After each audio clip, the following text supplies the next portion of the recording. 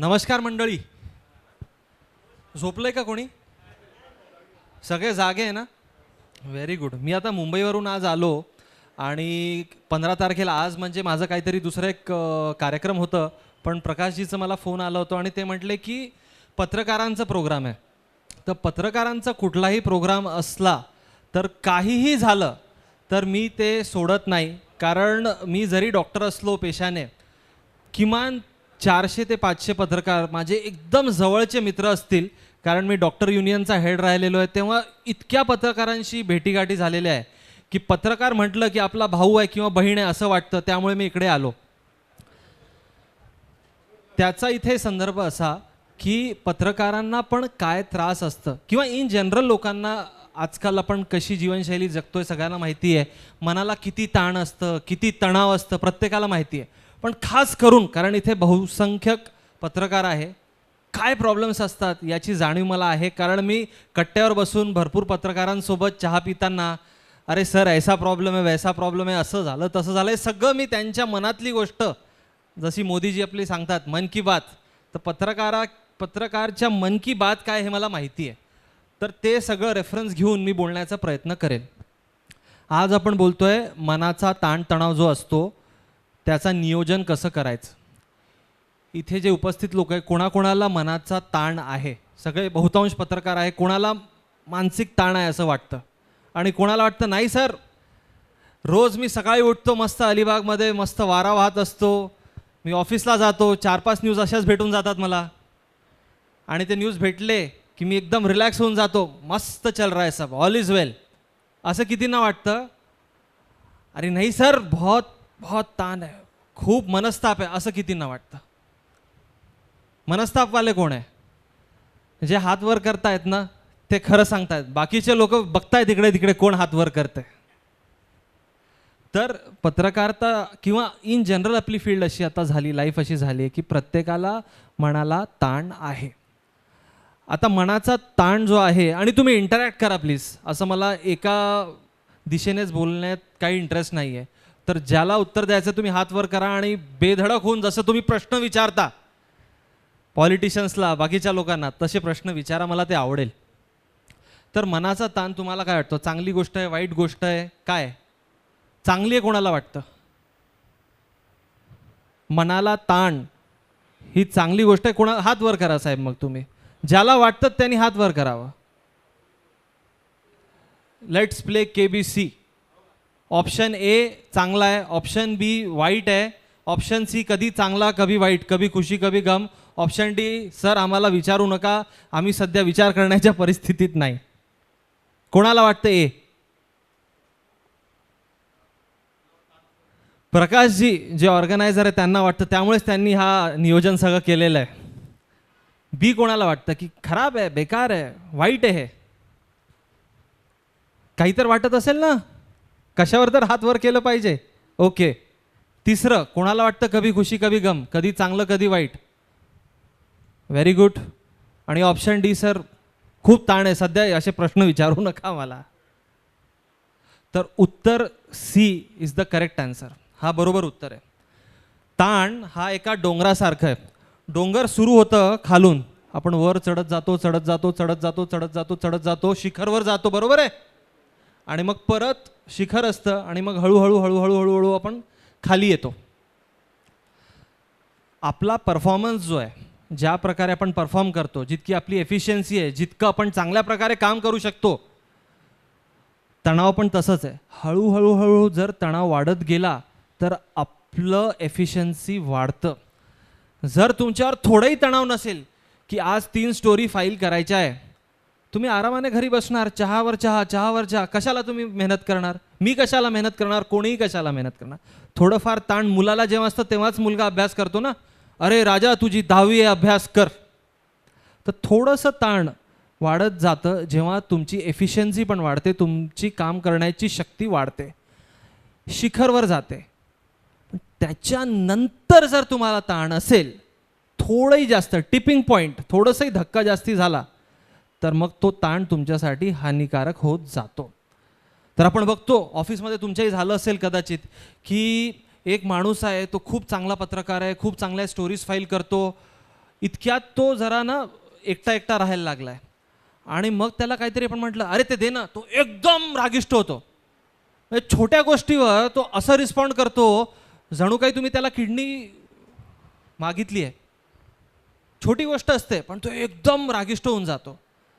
तर असं जर कोणासोबत तुमच्यासोबत तुमच्या मित्रासोबत होत असेल, आणि मी 100% खात्रीने सांगतो कोणासोबत तरी होतच असेल, इकडे तिकडे हात दाखवतायत लोक, इकडे तिकडे बघतायत, ज्यांना होत आहे ते खाली बघून हसतायत.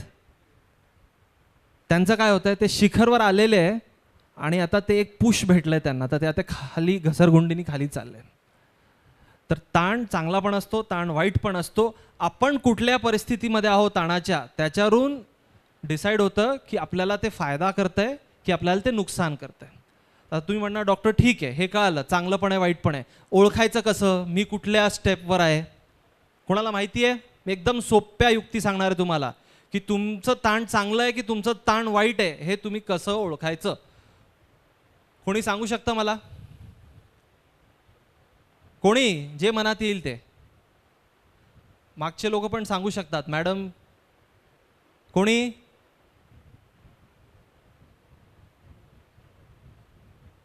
अरे पत्रकार आहात तुम्ही, पत्रकारांनी तर किती बोललं पाहिजे. जे मनात येईल ते.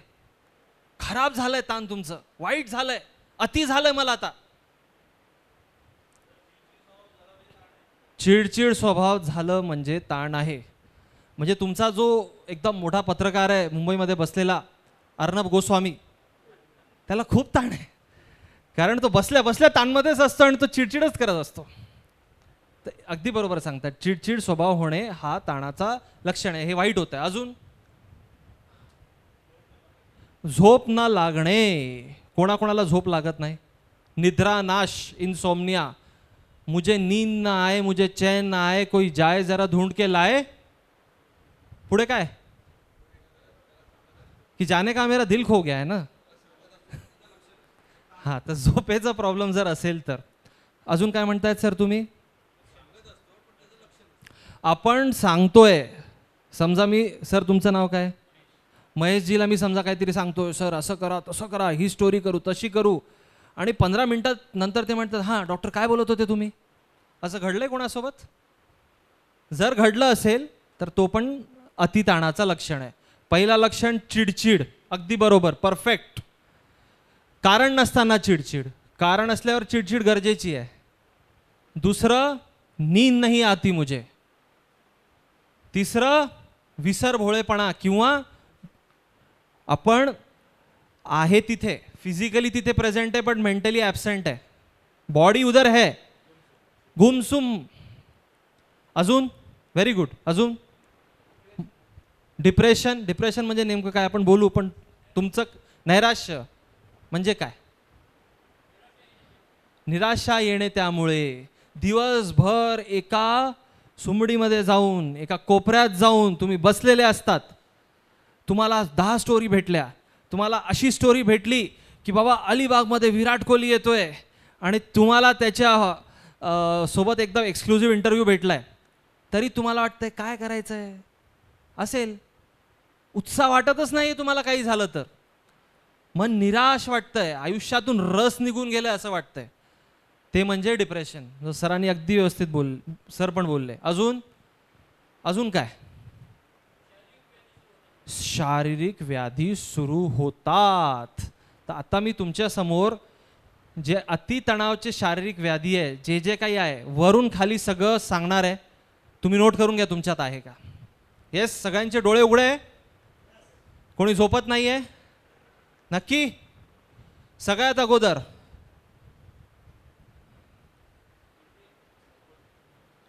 हेड के ऊपर क्या बाल, केस गळणे, हे ताणाचं पहिलं लक्षण. खूपदा तुम्ही ऐकलं असेल, अरे आजकल मेरे को बहुत टेंशन होता है यार, बाल बहुत झड़ रहे. तर केस गळणे हे अतितणावाचं पहिलं लक्षण आहे. म्हणजे सुरुवात टॉप टू टो. दुसरं, हेडेक. अशा प्रकारचं हेडेक, अशा प्रकारची डोकेदुखी, त्याच्यामध्ये असं तुम्हाला वाटतं कोणी बँड बांधलंय का माझ्या डोक्या अवतीभोवती, जणू काही बँड बांधलंय टाईट. तिसरं, सर्दी खोकला, सर्दी खोकला, सर्दी खोकला. रोज जसं वर्तमानपत्र येतं तसं रोज सर्दी खोकला येतो मला. अजून खाली या. ते सर्दी खोकला तुम्हाला खूप होत आहे, छातीत जळजळ होणे, हां, ॲसिडिटी, आणि हे कोविड नंतर इतकं वाढलंय, ॲसिडिटी नाही, छातीत ठोके वाढणे, छाती दुखणे, छातीमध्ये मला डॉक्टर माहिती आहे तुम्हाला काय होतंय, इथून सुरू होतं मग माझ्या डाव्या हातीपासून इथे जातं, तेवढं मला काय हार्ट अटॅक येतं की काय. तो हार्ट अटॅक नाही आहे, तो पॅनिक अटॅक आहे. काय करतात लोक आजकाल, सगळे पत्रकार असो, आम्ही असो, कोणी असो, थोडंसं दुखायला लागलं आणि ते पण ताणामुळे आपण जातो गुगलवर, चेस्ट पेन होतं मला, छातीत दुखतंय, मग गुगल बाबा तुम्हाला सांगतो हा हार्ट अटॅक असू शकतो, ये हार्ट अटॅक रह सकता है. आणि मग तुम्ही असं, अच्छा हार्ट अटॅक असू शकतं, काय काय लक्षण आहे त्याचे, तर त्याचे लक्षण असतात इथून इथे तुमचा हात दुखायला सुरुवात होणार आहे, तर तुम्हाला वाटायला लागतं अरे मला हार्ट अटॅक येतं की काय. आणि कित्येक पेशंट आमच्याकडे येतात, माझे 3 पत्रकार मित्र माझ्याकडे सध्या ट्रीटमेंट घेतात पॅनिक अटॅकसाठी. 5 ते 10 हार्टच्या डॉक्टरांकडे ते गेले, सगळ्यांनी त्यांना म्हटलंय सगळं व्यवस्थित आहे, तरी त्यांना खात्रीच पडत नाहीये. तर हे जे आहे ना, हे खूप मोठा प्रॉब्लेम झाला आहे आजकाल. त्याच्यानंतर पोट साफ नसणे, एकतर कमी चालणे किंवा जास्ती चालणे, कॉन्स्टिपेशन किंवा डायरिया, दोघेही प्रकार घडू शकतात. आणि त्याच्याशिवाय जे सर बोलले, शरीरामध्ये कुठेही दुखणे, म्हणजे काय होतंय, तुमचं मन जे आहे तणावात आहे, मन तुमचं दुखतंय. आता समजा माझं हे हात असं आहे, या हातातलं 3रं बोट मला वर करायचं आहे, मी केलं, 5वं बोट मला वर करायचं आहे, केलं, बोट वर कोणी केलं, कोणी कमांड कोण दिलं, ब्रेननी दिलं ना, मेंदूनी दिलं ना. पण मेंदू जर त्रस्त असेल तर तो चुकीचे कमांड द्यायला लागतो. तो पायाला कमांड देतो, अरे पाय तुझं व्यवस्थित चालू नाही आहे, मग पाय थरथरायला लागतात. तो हाताला कमांड देतो, हात तुझं व्यवस्थित चालू नाही तर हात थरथर करतात. तो छातीला कमांड देतो, व्यवस्थित नाही तुझं तर आपल्याला हार्टबीट्स वाटतात, आपल्याला वाटतं इतके मोठे आजार सगळे झाले मला. पण प्रॉब्लेम तिथे नाही आहे. एक सोपी गोष्ट सांगतो तुम्हाला, खूप मजेदार होती. एकदा एक पेशंट असतो, तो डॉक्टरकडे जातो, तो म्हणतो डॉक्टर साहेब मेरे को 4 जगह दुख रहा है, मला 4 ठिकाणी खूप दुखतं आणि कोणीच डॉक्टर मला चांगलं करू शकत नाही. डॉक्टर म्हणतो अरे कुठे दुखतंय तुम्हाला सांगा मला पण.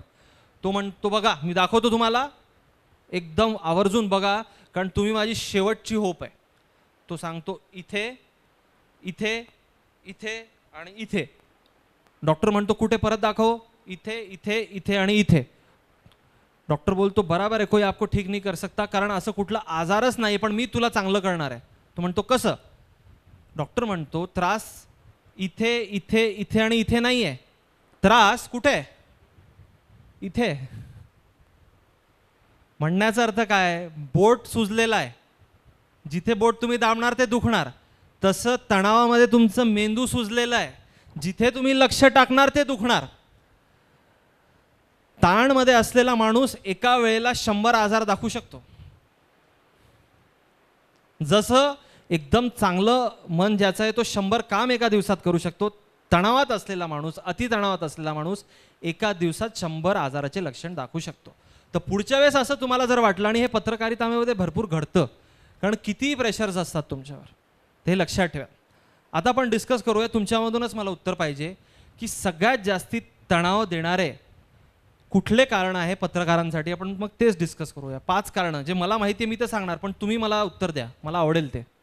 सगळ्यात जास्ती ताण कशाचा असतो पत्रकारांना, ग्रामीण असो किंवा अर्बन असो, कोणी असो, काय असतं, ॲडव्हर्टाईज मिळवण्याचं. ते तर मार्केटिंगचं काम असेल ना. नाही, आता पत्रकारांनाच मार्केटर पण केलंय. ओके, अजून बातमी, बातमी भेटली पाहिजे. मग हां,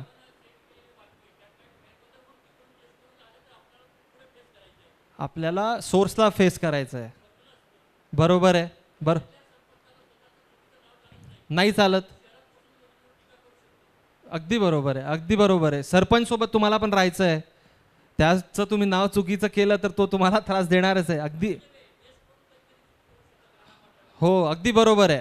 तर हे एक आहे की जिथून तुम्ही बातमी घेताय त्याचं जर काय त्यांनी तुम्हाला त्याची स्टोरी सांगितली, तुम्ही तुमच्या शब्दात लिहिली, पण ती स्टोरी वर गेली, त्याच्यात काही फेरबदल झालं आणि ती विक्टिम स्टोरी होती आणि ते फेरबदल असं आलं की बाबा हाच विक्टिमाइज करतोय लोकांना, जो विक्टिम होता तोच विक्टिमाइज करतोय.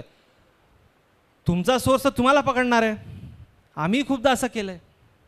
जेव्हा आम्ही डॉक्टर युनियनमध्ये होतो आणि आमचे मित्र झाले होते शेवटी पत्रकार, तर आम्ही त्यांना दाखवायचो, ते यायचे, आम्ही त्यांना पूर्ण हॉस्पिटलमध्ये फिरवायचो ज्युनियर डॉक्टर म्हणून, आणि त्यांना दाखवायचो, हे बघा सर, आम्हाला 24 तास असं काम करायला लागतं आहे, इथे सिरेंज नाही आहे, इथे हे नाही आहे, तिथे ते नाही आहे, आम्हाला कधी कधी इमर्जन्सी ड्युटीमध्ये हॉस्पिटलमध्ये बेडवर झोपायला लागतं आहे. ते म्हणायचे, हो डॉक्टर, अगदी बरोबर आहे तुमचं, फोटो काढायचे. आणि कधी कधी ते जायचे, स्टोरी फाईल करायचे, आणि स्टोरी जी पुढच्या दिवशी यायची, डॉक्टरांना पेशंटची काळजी नाही, संप चालू. आमचा सुरुवातीचा फोन जायचा, अरे तुम्ही काय छापतायत. पण नंतर मला कळायला लागलं की बाबा त्यांच्या हातात एका लिमिटच्या वर नाही आहे, कारण त्यांच्यावर कोणी सिनियर बसलेलं आहे. तो हे एक ताण तुमचा आहे. अजून काय ताण आहे? अगदी बरोबर बोलले सर तुम्ही. अजून काय ताण आहे? रेस बहुत हो गया तो स्ट्रेस हो जाएगा. पळताय ना तुम्ही, 1 नंबरला राहणं, इतक्या बातमी भेटल्याच पाहिजे, ब्रेकिंग भेटलीच पाहिजे, काही ब्रेकिंग झालं पण पाहिजे ना. ब्रेकिंग होतच नाही तर कुठून देणार तुम्हाला? Yes, race. अजून डेडलाईन कल्चर. डेडलाईन भरपूर असतात ना, इतक्या वेळा तितकं झालंच पाहिजे, तितक्या वेळा तितकं झालंच पाहिजे. 24 तास नोटिफिकेशन, हे सगळे प्रॉब्लेम्स आहे. ठीक आहे, तर हे सगळे प्रॉब्लेम्स तर आहे. त्याच्यावर आता मी तुम्हाला सिंपल उपचार सांगणार आहे की तुम्ही काय तुमच्या लाईफमध्ये करू शकता. आणि त्यासाठी आपण ना एक्सरसाइज करणार आहे. आपण फक्त गप्पा टप्पा नाही मारणार आहे. त्यासाठी मला इथे 3 व्हॉलेंटियर पाहिजे. 3 व्हॉलेंटियर. कौन है वो 3 महाभाग जो यहाँ पे आएंगे? तुम्ही येत नसाल तर तुमच्या मित्राला पुढे पाठवा. भरपूर अशा गोष्टी असतात जे आपल्या कंट्रोलमध्ये नसतात. त्यांच्याशी कसं डील करायचं हे तुम्हाला मी एकदम सोपं एक्सरसाइज सांगणार आहे. मॅडम आल्या. नाव काय तुमचं मॅडम? सुवर्णा दिवेकर जी आलेल्या आहेत, त्यांच्यासाठी टाळ्या जोरदार. जोरदार हो. Very good. आता पुढचं कोण आहे? ब्लू शर्टवाले साहेब या, तुम्ही या. आणि तिसरे ते येतील. Yes, please come. Very good. तर 3 लोक आहे आपल्याकडे. आजचे लेक्चरर आहे. Very good. याला म्हणतात एनर्जी. क्या बात आहे. त्यांच्या एनर्जीसाठी टाळ्या. वंडरफुल, वंडरफुल, सुंदर. या या या, लवकर या, लवकर या. येस, तुमचं नाव काय सर? सुधीरजी. ओके. तर आता आपल्याकडे 3 महाभाग आहे. आता विचार करा की तुम्हाला ताण खूप येतोय, म्हणजे तुमच्या मनात विचार खूप येत आहेत. असं झालं तर काय, तसं झालं तर काय, व्हॉट इफ दिस हॅपन्स, हे जर व्यवस्थित नाही झालं तर काय होईल, माझी बातमी उद्या नाही लागली तर काय होणार, माझी बातमी उद्या लागणार पण ती फ्रंट पेजच्या ऐवजी 3rd पेजवर लागली तर काय होणार, 3 बातम्या सांगितल्या होत्या 3च्या ऐवजी 1च आली तर काय होणार, प्रिंट प्रेस आता हळूहळू कमी होत चाललंय, जर पेपर उद्या बंद पडलं तर काय होणार. हे सगळे तुमच्या डोक्यात विचार येऊ शकतात. येऊ शकतात की नाही? ओव्हर थिंकिंग, अतिविचार. तर आता कुठलंही अतिविचार तुमच्या मनात असेल तर त्याला टॅकल करण्यासाठी, त्याच्यातून बाहेर निघण्यासाठीची ही युक्ती आहे. आणि याला आम्ही म्हणतो 3C टेक्निक. 3C. पहिला C आहे सर्कल. असं इमॅजिन करा. साहेब तुमचं नाव सांगा. वैभव. वैभवजी पहिला सर्कल आहे. मॅडम तुम्ही? सुवर्णा. सुवर्णाजी सेकंड सर्कल आहे. आणि सुधीरजी हे 3rd पर्सन आहे. 3C टेक्निकमध्ये आपण करतो की आपल्याला जे जे काही ताणतणाव आहे, आपल्याला त्यांना 3 सर्कलमध्ये विभाजित करायचं आहे. पहिला सर्कल असा आहे, अशा गोष्टी जे माझ्या कंट्रोलमध्ये, सी आहे ना, सी से कंट्रोल. पहिल्या अशा गोष्टी आहे जे माझ्या कंट्रोलमध्ये आहे, माझ्या ताब्यात आहे पूर्ण प्रकारे. मी सकाळी उठून ब्रश करणार की नाही करणार, माझ्या ताब्यात आहे ना, आहे की नाही. अशा गोष्टी ते सर आहे. मॅडम म्हणजे अशा गोष्टी सी माझ्या कन्सर्नच्या, माझ्याशी संगडित आहे पण माझ्या ताब्यात नाही आहे. अशा भरपूर गोष्टी असतात जे तुमच्याशी संगडित असतात पण तुमच्या ताब्यात असतात का? नाही, नसतात. जसं मी आता मुंबईमध्ये राहतो. मुंबईमध्ये माझ्याशी कन्सर्न, माझ्याशी संगडित तिथले रोड्स खूप कन्सर्न आहे माझं, किंवा चांगले रोड असले पाहिजे. पण मी काय करू शकतो त्यासाठी? एका लिमिटच्या वर काहीच नाही करू शकत. तर अशा गोष्टी जे तुमच्याशी संबंधित आहे पण तुमच्या कंट्रोलच्या, तुमच्या ताब्याच्या बाहेरच्या आहे. आणि तिसरे सुधीरजी म्हणजे अशा गोष्टी ना तुमच्या ताब्यात ना तुमच्याशी संगडित, तरी काम ना धाम तू मेरा मेहमान. इररेलेव्हंट थॉट्स येतात प्रत्येकाला, ज्याचं काहीच तुमच्याशी संबंध नसतं. असतात की नाही? तुमच्याशी 10 घर दूर जे कुटुंब राहतो त्याची बायकोनं त्याच्या नवऱ्याशी व्यवस्थित बोलत नाही आजकाल, तुम्हाला ताण येतंय त्याचं, तुमच्याशी काही संबंध आहे त्याचं, तर ते म्हणजे तशा प्रकारच्या गोष्टी. ओके, हे म्हणजे तुमच्या ताब्यातल्या गोष्टी, हे म्हणजे तुमच्याशी संगडित पण तुमच्या ताब्यात नाही. Control, concern, irrelevant. आता मला सांगा, स्टोरी संबंधित तुम्हाला टेन्शन येतं की बाबा माझी स्टोरी कशी जाणार, चांगली जाणार की नाही जाणार, हे एका लिमिटच्यावर तुमच्या हातात आहे की नाही आहे? कुठल्या पानावर छापली जाणार हे का कंट्रोलमध्ये आहे का? तुमचं बायलाईन येणार की नाही येणार कंट्रोलमध्ये आहे का? तुम्ही एक सांगू शकता तुमच्या एडिटरला, बाबा असं असं करा सर, खूप महत्त्वाची बातमी आहे, खूप महत्त्वाचं आहे, असं आहे तसं आहे, सगळ्यांसाठी TRP भेटेल, जे काही आहे. तर ती गोष्ट तुमच्याशी संबंधित आहे पण तुमच्या ताब्यातल्या बाहेर आहे, तर तुम्हाला या सर्कलमध्ये टाकून द्यायची आहे त्याला. पण त्या स्टोरीवर तुम्ही किती मेहनत करायची, किती सोर्सेसशी बोलायचं, त्याच्यात चांगल्यात चांगल्या भाषाचा उपयोग करायचं, ते इम्पॅक्टफुल होईल हे करायचं, हे तुमच्या ताब्यात आहे की नाही? हे तर तुमच्याच ताब्यात आहे ना. तर त्या गोष्टी तुम्हाला इकडे टाकायच्या. आणि तिसरी गोष्ट, कुठल्या तरी दुसऱ्या पेपरवालं पत्रकार कुठली तरी दुसरी स्टोरी करतोय आणि त्याचं पहिल्या पानावर येणार आहे, ते तुमच्याशी संबंध आहे काही? काहीच संबंध नाही तुमचं. पण खूपदा मनुष्य म्हणून आपल्याला एक एन्व्ही, जेलसी नावाचा प्रकार असतो ना, ईर्ष्या, हे सगळे प्रकार इररेलेव्हंट. दुसरा पेपर है, दूसरा पत्रकार है, स्टोरी स्पोर्ट्सची आहे, तुमची स्टोरी पॉलिटिकल है, अरे पर उसको पहले पेज पे मिल रहा है, त्याची तो मजा आहे, करू द्या ना त्याला मजा. तुम्हाला कशाला सजा वाटायली? त्याला तुम्ही तिसऱ्या कॅटेगरीमध्ये टाकायचं. आणि रोज तुम्हाला जे जे काही कामं करायचे त्यांना या 3 कॅटेगरीमध्ये टाकल्यावर हे स्वतःला सांगायचं आवर्जून की मी फक्त जे पहिल्या कॅटेगरीमधल्या गोष्टी आहे, जे मला वैभव आणणार आहे, जे मला हातातल्या आहे, मी किती मेहनत करतो, मी किती स्ट्रॉंग नेटवर्क क्रिएट करतो, मी किती चांगलं रिलेशन ठेवण्याचा प्रयत्न करतो माझ्या सोर्सेसशी, मी जमिनीशी किती संबंधित आहे, हे सगळ्या गोष्टींवर तुम्ही लक्ष द्या. बाकीचा तुमचा मेंटल बँडविड्थ, ज्या बाकीच्या गोष्टी आहे, अरे माझं बातमी नाही आली तर काय, मला बातमी नाही भेटली तर काय, ती न्यूजपेपर बंद झालं तर काय, ह्या गोष्टीवर लक्ष देऊ नका. तुमच्याशी संगडित आहे सगळ्या गोष्टी, पण तुम्ही त्याच्याबद्दल काहीच करू शकत नाही. सो कन्सर्न असलेल्या गोष्टींना आणि इररिलेव्हंट गोष्टींना तुम्ही बिलकुल महत्त्व देऊ नका. जास्तीत जास्त लोकांना ताण जो येतो अशा गोष्टींबद्दल येतो जे आपल्या कंट्रोलमध्ये नाही आहे. बरोबर आहे, चूक आहे? कोविडमध्ये सगळ्यात जास्त ताण लोकांना काय येत होता?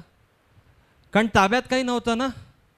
आजारातून वाचणार की नाही वाचणार गॅरंटी नाही, वॅक्सिन चांगलं येणार की नाही येणार गॅरंटी नाही, वॅक्सिन घेतल्यावर ते काम करणार की नाही करणार गॅरंटी नाही. आणि माणसाला ना गॅरंटी पाहिजे असते. आपल्या मेंदूला गॅरंटी भेटली की आपण खुश. तुम्ही कुठली गोष्ट घ्यायला जावा आणि त्यांनी म्हटलं सर 100% गॅरंटी आहे, वापस वी विल टेक इट, आपण खुश होऊन जातो. तर मानवीय मेंदूला गॅरंटी, कंट्रोल खूप पाहिजे असतं. पण काही काही गोष्टी आपल्या कंट्रोलच्या बाहेर असतात. फॉर एक्झाम्पल, कोविडमध्ये तुम्हाला व्यवस्थित वॅक्सिन जे दिलं आहे ते काम करणार की नाही, एका लिमिटच्यावर तुमच्या कंट्रोलच्या बाहेरची गोष्ट आहे. अशा गोष्टी ज्या आहे त्याच्यावर लक्ष देऊ नका. अशा गोष्टींवर लक्ष द्या फक्त आणि फक्त जे तुमच्या ताब्यात कंट्रोलमध्ये आहे. तर हे 3C मॉडेल लक्षात आलं प्रत्येकाच्या? आलं की नाही आलं? की हे सर सगळं तुम्ही जे बोलताय आम्हाला इररेलेव्हंट आहे, 3rd कॅटेगरीचं आहे? तसं नाही आहे ना? Okay, thank you thank you. टाळ्या यांच्यासाठी, यांच्यावर यांना जास्ती टाळ्या द्या. ओके, तर एक पहिलं 3C मॉडेल मी तुम्हाला सांगितलं अतिविचार मॅनेज करण्यासाठी. अजून कोणाला त्रास आहे अतिविचाराचं, अतितणावाचं? मनातले विचार थांबतच नाही माझे. असं कोणाला होतं की सर मी इथे बसलोय, बैठा तो यहाँ पे हूँ, लेकिन एक पैर मेरा, एक पाय माझं पास्टमध्ये आहे, एक पैर मेरा फ्यूचर में है. एक तो मैं कल की सोचता हूँ या फिर कल की, बीते हुए कल की सोचता हूँ या आने वाले कल की सोचता हूँ. असं होतं तुमच्यासोबत कधी की तुम्ही एकदम त्या क्षणातच असता नेहमी? काय वाटतं? मनात विचार येतात की नाही पुढचे? माझ्या मुलांचं कसं होईल, माझं जॉबचं कसं होईल, माझं मोठं जे सी फेसिंग मला विला बांधायचं अलिबागमध्ये त्याचं कसं होईल. तर हे जे आपण एकतर फ्युचर किंवा पास्टमध्ये असतो आणि त्यामुळे आपल्या प्रेझेंटची घाण करतो, ती कशी नाही करावी त्यासाठी पुढचा मी तुम्हाला एक्सरसाइज समजवणार आहे. सगळे रेडी आहे? जे जे झोपले ते जागून जा आता, नाही तर मी तुम्हाला उभं करून ते एक्सरसाइज करायला लावणार. ओके, या एक्सरसाइजचं नाव आहे, याला आम्ही म्हणतो 4-7-8 ब्रीदिंग. 4-7-8 ब्रीदिंग. तुमच्या मनात विचार येत आहेत जात आहेत, पण तुम्हाला या क्षणावर फोकस करायचं आहे.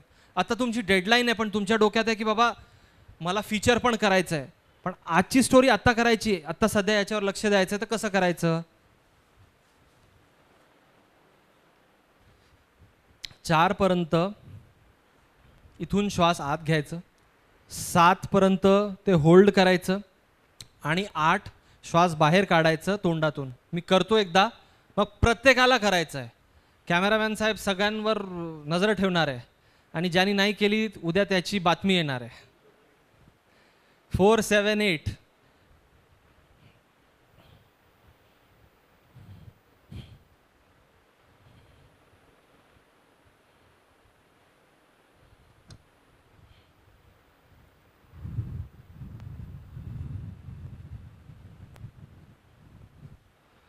आता तुम्ही करणार, सगळे करणार. श्वास आत घ्यायचा इथून आणि बाहेर काढायचं इथून, पण मध्ये थांबवायचं आहे. 1 मिनिटात तुमचं कळेल की तुमची लंग कॅपॅसिटी पण व्यवस्थित आहे की नाही. कुठल्याही डॉक्टरकडे जाण्याची गरज नाही. तुम्ही जर हे व्यवस्थितपणे पहिल्यांदाच करू शकताय म्हणजे तुमचे लंग्स, तुमचे फुफ्फुसे एकदम परफेक्ट आहे. ओके, 1 2 3 4. 1 2 3 4 5 6 7. आणि आता एक्झेल. 1 2 3 4 5 6 7 8. हे तुम्हाला करायचं आहे. आता तुम्ही म्हणणार डॉक्टर याच्याने काय इतकं होणार आहे? आपण विचार जेव्हा करतो ना, तर आपण पुढे जातो मागे जातो, पुढे जातो मागे जातो.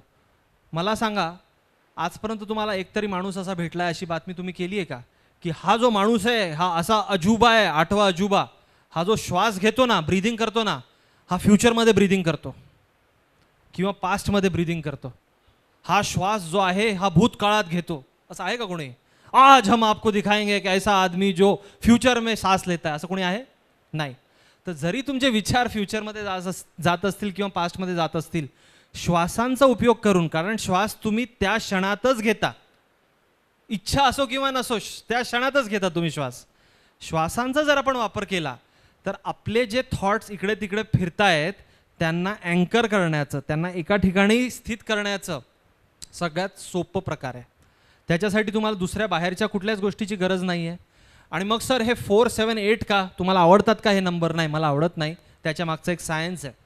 जितकं श्वास तुम्ही आत घेणार, जितक्या वेळासाठी आत घेणार आणि जितक्या वेळासाठी एक्झेल करणार, बाहेर काढणार, जितकं एक्झेलेशनचं टाईम, बाहेर काढण्याचं टाईम जास्ती आहे, तितकं तुमच्या मनाला वाटतं की तुम्ही रिलॅक्स आहात.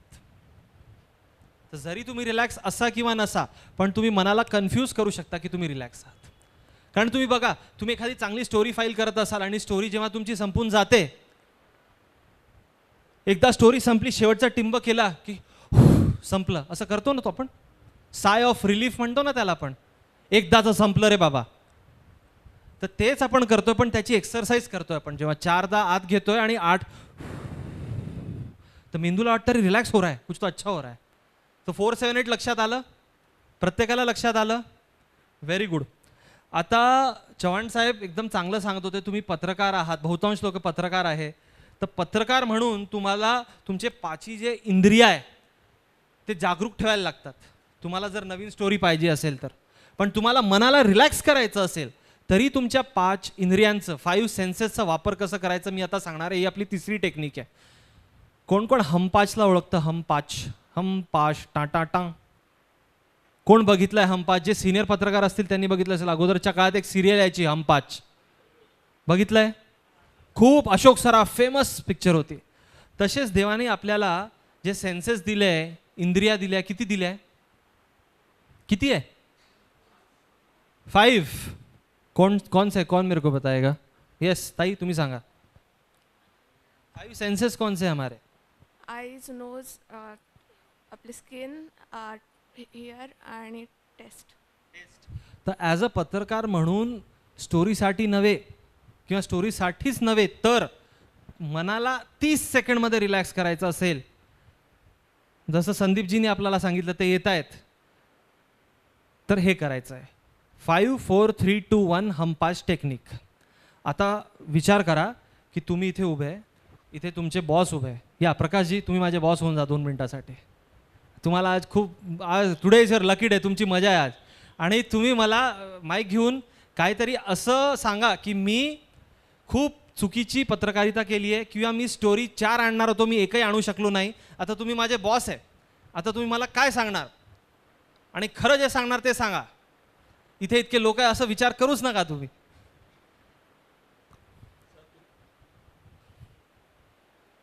अरे बॉस का माइक तो चालू करो.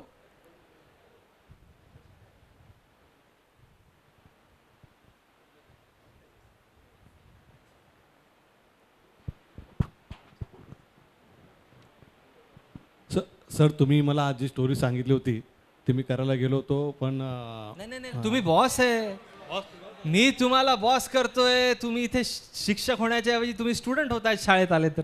असं करू नका. तुम्ही बॉस आहे, झापायचंय, मजा आहे. करा करा करा. कोणाला जमेल, कोणाला आवडतं, कोणी स्वतःच्या ऑफिसमध्ये हेच करतं, ते येऊ शकतं. तेच ना, कोण आहे कॅरेक्टरमध्ये उतरणारा माणूस? कौन है सिंघम यहाँ पे? अरे काय झालं ते तुम्हाला स्टोरी सांगितली होती असे का केलेस? काय हे मिळालं तुम्हाला? जे सांगितलं होतं त्यांना भेटलास की नाही? ते आणलंस की नाही? तुला 2 सांगितलं होतं, 1 पण आणलेलं आहेस का? हो सर, पण ऐका ना सर, मी काय बोलतोय की ते स्टोरी करायला मी गेलो पण ते ना येणार होते, ते आलेच नाही लोक. अरे पण तू त्याच्या संपर्क साजरा बघा, मोबाईल आहे सध्या, मोबाईलमध्ये बोलू शकतोस तू, जाऊ शकतो त्याच्या. हो सर, पण माझ्याकडे ना त्यांचा ॲक्च्युली नंबर नव्हतं सर, काय करू? दुसऱ्याकडनं मिळवायचं, कोणाकडनं तरी ऑफिसमध्ये विचारायचं, फोन करायचा.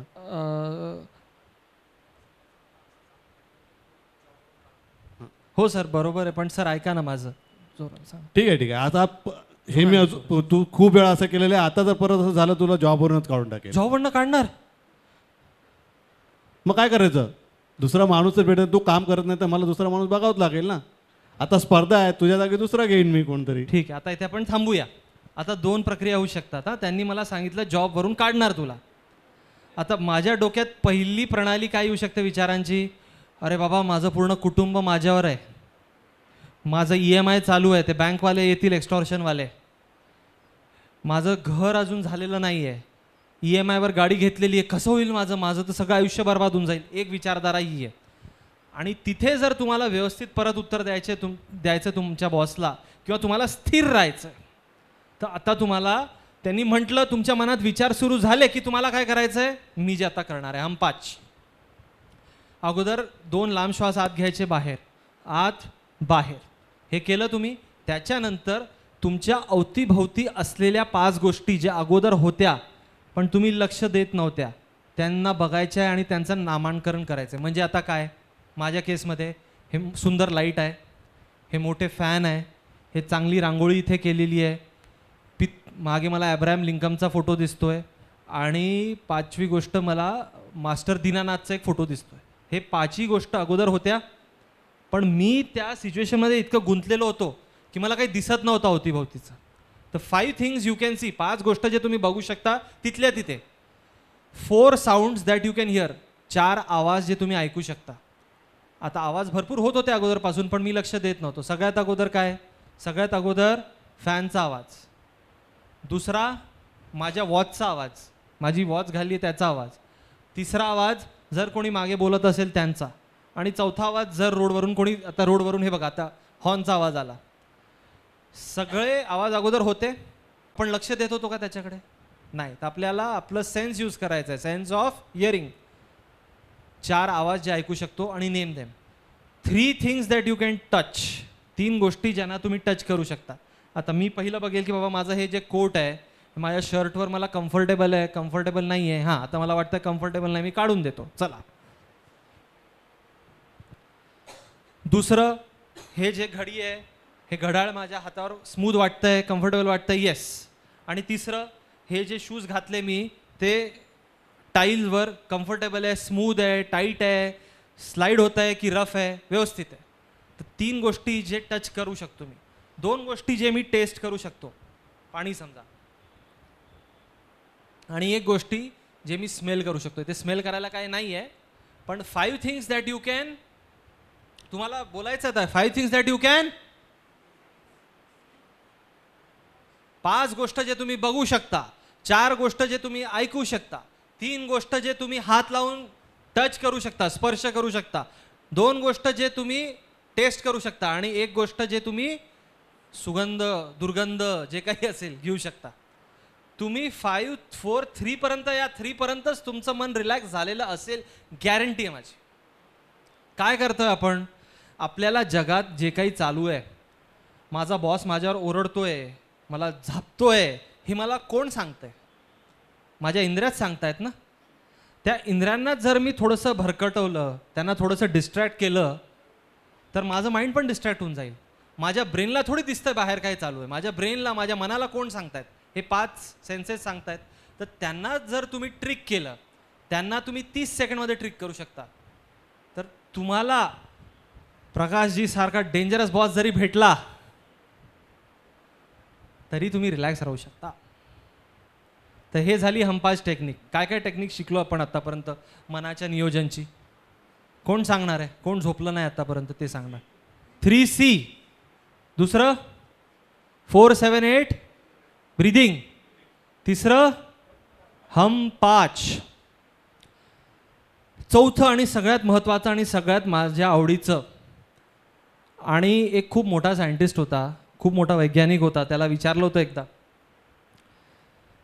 की सर, असं कुठला तुमच्याकडे उपाय आहे का, असं कुठलं तुमच्याकडे उपचार आहे का की ते उपचारामुळे सगळे आजार होण्याची शक्यता अर्धी होऊन जाते, किंवा आजार झालं असेल तर ते कमी होऊन जातं, कॅन्सर होण्याची शक्यता अर्धी होऊन जाते, अर्ध्यापेक्षा कमी होऊन जाते. एक इलाज पाहिजे, एक मात्र, एक मेव.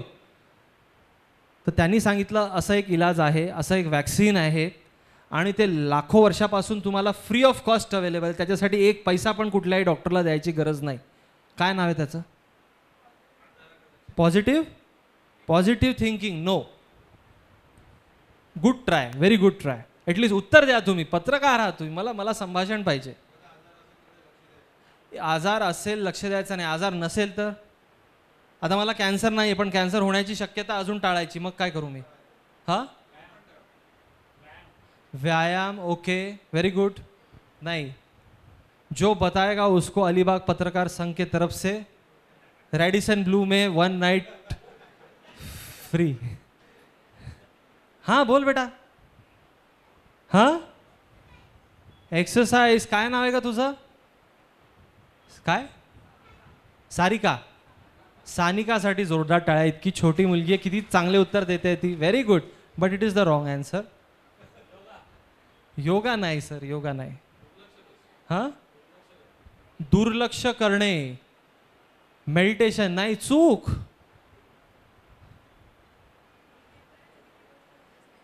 हां, काय?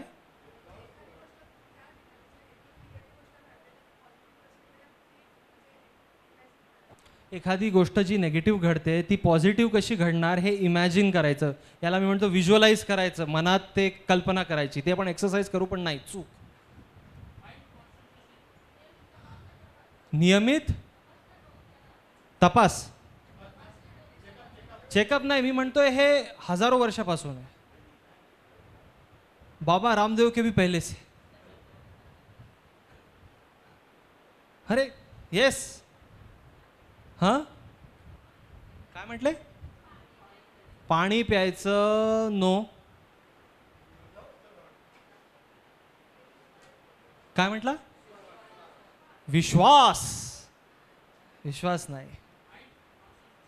हां, मनाची एकाग्रताने तुम्हाला कॅन्सर होणार नाही याची काहीच खात्री नाही.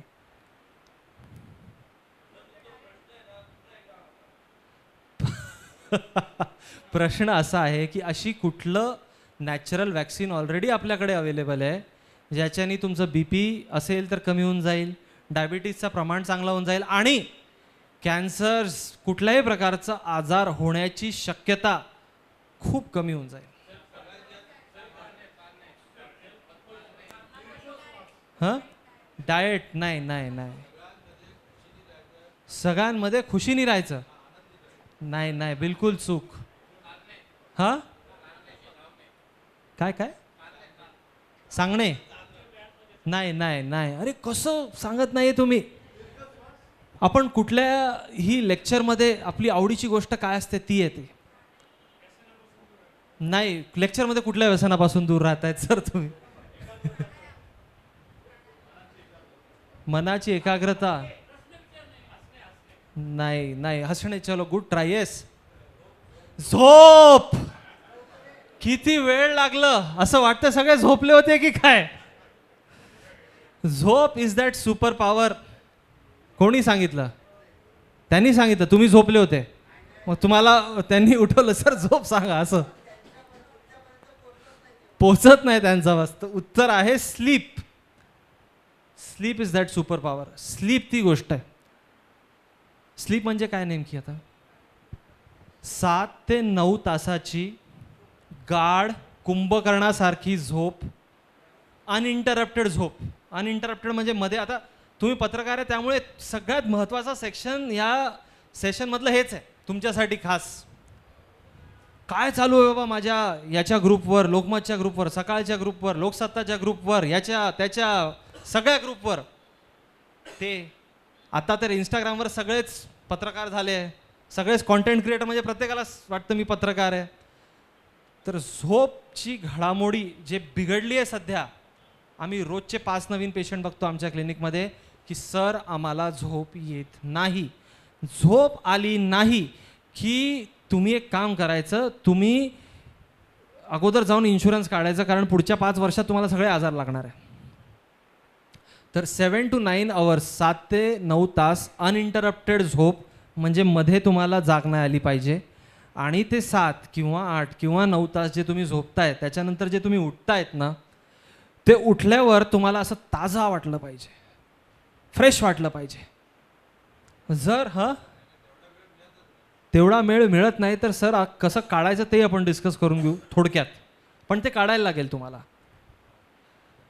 सकाळी उठल्यावर तुम्ही म्हणता की हो डॉक्टर ते तर सगळं मी व्यवस्थित करतोय, मी 8 तास झोपतो, 8 तास सकाळी उठल्या समजा सर म्हणायला लागले, समजा वाईट वाटून घेऊ नका, समजा सर म्हणतात सकाळी उठल्या मी माझ्या बायकोला सांगतो आता मला चहा दे, तेव्हापर्यंत फ्रेश वाटणार नाही, तर ती चांगली झोप आहे का? तर हे पण एक खूप मोठा गैरसमज आहे की सकाळी मी उठलो 8 तास झोप घेतल्यावर आणि चहा किंवा कॉफीशिवाय मला चांगलं फ्रेश वाटतच नाही, त्याचा अर्थ हे आहे की तुमची झोपच व्यवस्थित झाली नाही. तो 7 to 9 hours अनइंटरप्टेड स्लीप. सकाळी उठल्यावर तुम्हाला असं वाटलं पाहिजे की बाबा मला एकदम रिफ्रेश ताजा. ते सैफ अली खानची एक ॲड यायची, ब्रुक बॉन्ड टी ताजा हो गया हो, किंवा कुठली तुम्ही टीची ॲड बघता ना, ते चहा घेतलं की तो एकदम रॉकेटसारखं फिरायला लागतो माणूस, तसं विदाऊट चहा झालं पाहिजे, तर तुमची झोप चांगली झाली हे समजायचं. आता झोप चांगली कशी करायची? कारण झोप चांगली तर मन चांगलं, मन चांगलं तर शरीर चांगलं. मानसिक ताण तणाव डील करण्यासाठी सुपर पॉवर कुठली असेल तर ती म्हणजे झोप. जसं आपल्या डेमोक्रेसीमधले 4 आधारस्तंभपैकी एक तुम्ही लोक आहात, मीडिया, तसं 4th पिलर, तसंच तुम्हाला चांगलं आरोग्य पाहिजे असेल तर त्याचं 4 आधारस्तंभ नाही, पहिला आधारस्तंभ झोप आहे. तर 5 प्रकार ज्या प्रकारे तुम्ही तुमच्या झोपेला चांगलं करू शकता. सगळ्यात पहिलं प्रकार, रोज जाऊन असे लेक्चर ऐकायचे नाही. पहिलं प्रकार, झोपण्याच्या 1-1.5 तास अगोदर मोबाईल जे आहे ना मोबाईल, ते कुठे ठेवायचं? ते जिथे सोनं दागिनं जे काही आहे तिथे ठेवून द्यायचं आणि त्याला कुलूप लावून द्यायचं. कारण याच्यामुळे जितकी झोप आणि निद्रानाश होतं आहे दुसऱ्या कुठल्याच गोष्टीमुळे होत नाही. का? कारण जेव्हा आपण स्क्रीन वापरतो, आपण काहीतरी इंस्टाग्राम, यूट्यूब, व्हॉट्सॲप काहीतरी करत असतो, पहिली गोष्ट फोनमधून किंवा स्क्रीनमधून एका ब्लू कलरचं लाईट येतं. ते ब्लू कलरचं लाईट तुमच्या मनात झोप आणण्यासाठी जे गरजेचं रसायन आहे त्याला मेलाटोनिन म्हणतो आम्ही, ते बनवूच देत नाही. आणि भरपूर लोक आमच्याकडे येतात, सर मेरे को नींद नहीं आ रहा है, मला झोपच येत नाही, मी रात्री 2-2 वाजेपर्यंत इंस्टाग्राम स्क्रोल करतो तरी झोप येत नाही. अरे कशी झोप येणार तुला? झोपच येणार नाही तुला, कारण झोप येण्यासाठी जे गरजेचं त्याचं पूर्ण विपरीत काम तुम्ही करताय. आणि दुसरी गोष्ट, झोप म्हणजे काय की आता सगळं दिवस चांगलं गेलं आहे, आता काम डाऊन होऊन रिलॅक्स होण्याचा वेळ आहे. झोपेचा अर्थ तेच आहे. मेंदू तुमचं बंद होत नाही, फक्त तो पॉवर सेव्हिंग मोडला जातो. जसं मोबाईल तुमचा पॉवर सेव्हिंग मोडला जातं जेव्हा बॅटरी कमी असते. तर त्याच्या अगोदरचे जे तुमचे कामं आहे झोपण्या अगोदरचे तसे पाहिजे ना. इथे तुम्ही म्हणतात माझ्या ब्रेनला मला रिलॅक्स करायचं आहे, इथे तुम्ही म्हणतात की मला आठवड्यातून एक फीचर करायचं आहे, आणि काम तुम्ही असे करतायत की एका दिवसात 10 स्टोरी फाईल करणार मी. म्हणजे तुम्ही इतकं हे करताय त्याच्यात स्क्रोलिंग, त्याच्यात माइंड तुमचं ॲक्टिव्ह होतं आहे. इनॲक्टिव्ह करायचं आहे, डिॲक्टिवेट करायचं. तर ही पहिली गोष्ट आज रात्री जाऊन सगळ्यांनी करायची. चालेल का? सर लेक्चर अटेंड नहीं करेंगे लेकिन ये चीज़ नहीं हो पाएगा हमसे, असं आहे का? कोण कोण मोबाईल ॲडिक्ट इकडे? सगळेच. तर सगळ्यांना हे करायला लागेल. आज नवीन वर्षाचं प्रण घ्या, कारण या एका गोष्टीमुळे तुमचं मानसिक आरोग्य इतकं सुधरेल, कुठलीच दुसरी गोष्ट ती करू शकत नाही. एक. दुसरी गोष्ट झोप. झोप म्हणजे परत आपल्याला अशा स्लो फेजमध्ये जायचं आहे. तर झोपण्याच्या 1 तास अगोदर तुम्ही चांगलं कोमट पाणीने अंघोळ करू शकता. झोपण्याच्या 1 तास अगोदर तुम्ही 1 ग्लास कोमट दूध पिऊ शकता. झोपण्याच्या 1 तास अगोदर पासून तुम्ही जे लाईट आहे तुमच्या घरातले ते हळूहळू बंद करा. आपण काय करतो चूक, आपल्याला आता झोपायचं आहे त्याच्या 1 क्षण अगोदर सगळ्या लाईट बंद करा, आणि सगळं एकदम प्रकाश होतं आणि एकदम लाईट बंद झाले, तर मेंदूला काय वाटेल, मी सेफ आहे की अनसेफ आहे? मग झोपणार कसं? मेंदूला एकदम लाईट मस्त दिसतंय, हां एकदम लाईट बंद झाले, अनसेफ आहे, हां चला आता झोपून जाऊ. कसं झोपणार मेंदू? मेंदू तर ॲक्टिव्ह होऊन जाईल ना, अलर्ट होईल तो. तुम्ही विचार करा की एक दिवस समजा 5ला आपण बघितलं, अरे मस्त सूर्यप्रकाश आहे, वॉशरूमला गेलो, वॉशरूम आलो, अरे अंधार डायरेक्ट. तुम्हाला भीती वाटणार की वाटणार चला आता झोपतो? तर एकदम लाईट बंद करणे म्हणजे सगळ्यात मूर्खपणा. आपण जे सगळे करतो, मी पण करायचो अगोदर, मला नंतर कळालं की असं नाही करायचं. हळूहळू लाईट बंद केलं तर ते सूर्यास्त कसं हळूहळू होतं. मेंदूला वाटतं सूर्यास्त होतं आहे, मेंदूला लाखो वर्षापासून सूर्यास्तशी झोपेला लिंक केलं आहे. तर ते करा, हळूहळू एक एक लाईट बंद करा. आणि झोपायचं जेव्हा असेल तेव्हाच बेडवर जायचं आहे आपल्याला. की तुम्ही बेडवरून स्टोरीज फाईल करता? कोण कोण करतं असं? इथे प्रिंट मीडियाचे आहे की इलेक्ट्रॉनिकवाले पण आहे? दोन्ही आहे. इलेक्ट्रॉनिकवाले बिचारे उद्या कल सुबह क्या ब्रेकिंग त्यांचं त्याच्यात डोकं, तर ते बघत असतात बेडवर राहून. असं करत असाल तर कृपया तसं करू नका. आपण जेव्हा कमोडवर जातो, WCवर जातो, आपल्याला प्रेशर येतं ना मोशन पास करण्यासाठी, कारण आपण ते लिंक क्रिएट केली आहे वर्षानुवर्ष. लहानपणी जेव्हा आपल्याला आपली आई किंवा आपले वडील आपल्याला पॉटी आली की घेऊन जायची, आता इथे बस, घेऊन जायचे आता इथे बस, तर ते कंडिशनिंग झाली आहे, का नवीन प्रकारची लिंक मेंदूमध्ये तयार झाली आहे. तशीच जर तुम्ही जेव्हा झोपायचं आहे तेव्हाच बेडवर गेले तर 15 दिवसात तुमची नवीन लिंक तयार होईल की बाबा बेडवर आलो म्हणजे झोपायचं आहे. सध्या तुम्ही बेडवर गेले की झोपायचं आहे की खायचं आहे की मोबाईल बघायचं आहे की मित्रांशी बोलायचं, मेंदूला कळतच नाही ना, KBC खेळत बसतं ते. मग आणि तुम्ही म्हणता अरे मी तर बेडवर 1 तासपासून झोपलेलो, मला झोप येत नाही. कशी येणार झोप? तुम्हाला ब्रेनला ट्रेनिंग तशी करायला लागेल ना. तर जेव्हा झोपायचं आहे तेव्हाच आपल्याला बेडवर जायचं आहे. तर हे झोप चांगली कशी करायची हे आपल्या लक्षात आलं. किती वेळ आहे आपल्याकडे? आहे कोणाला काही प्रश्न असतील तर विचारा, मी थोडं पाणी पिऊन घेतो, नाहीतर अजून टेक्निक शिकवतो तुम्हाला. झोप आणि स्वप्न यामध्ये, हां चांगला प्रश्न आहे. हे बघा, स्वप्न येणे नॅचरल गोष्ट आहे, नैसर्गिक गोष्ट आहे, प्राकृतिक गोष्ट आहे. जर असं होत असेल की तुम्हाला जे स्वप्न येत आहेत ते चुकीच्या प्रकारचे येत आहेत, नाईटमेअर ज्याला म्हणतो आपण, एकदम काहीतरी भयानकच घडतंय, मगरमच्छ येते मला खायला, मी अलिबाग बीचवर गेलो माझ्या बायकोसोबत रोमॅन्टिक आणि तिकडून शार्क आली, अशी स्वप्न नाही यायला पाहिजे ना. पण असे स्वप्न खूप सातत्याने यायला लागले आणि ते स्वप्न जे येत आहेत ते तुम्हाला सकाळी उठल्यावर आठवत आहेत. दोन गोष्टी लक्षात ठेवा, एक तर भयानक स्वप्न सातत्याने येणे आणि ते उठल्यावर तुम्हाला असं एकदम पॉईंट टू पॉईंट लक्षात राहणे, जणू काय ते खरं घडलं आहे. त्याचा अर्थ असं असतं की तुमची मानसिक परिस्थिती बरोबर नाही आहे, मोस्ट लाईकली तुम्हाला नैराश्याचा, डिप्रेशनचा त्रास झालेला आहे, तर तुम्ही ट्रीटमेंट घेतली पाहिजे. बाकी स्वप्न नॅचरल आहे, जे स्वप्न येतात जातात, सकाळी उठल्यावर हां स्वप्न काहीतरी आला होता पण काय नेमकं लक्षात नाही, दॅट इज नॉर्मल, त्याच्यात कुठल्याही प्रकारचा टेन्शन नाही आहे. आता अजून एक, तुम्ही झोपायचं नाही, झोप झोप झोप ऐकून, त्यामुळे आपण एक अजून एक्सरसाइज करणार आहोत आणि त्या एक्सरसाइजचं नाव आहे, जे यांनी सांगितलं. नाव काय बेटा तुझं? What is your name?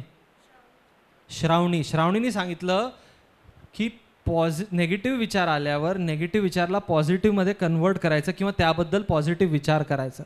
त्याचंच एक व्हेरिएशन मी तुम्हाला सगळ्यांना शिकवणार आहे. याला आम्ही आमच्या भाषेत म्हणतो व्हिज्युअलायझेशन.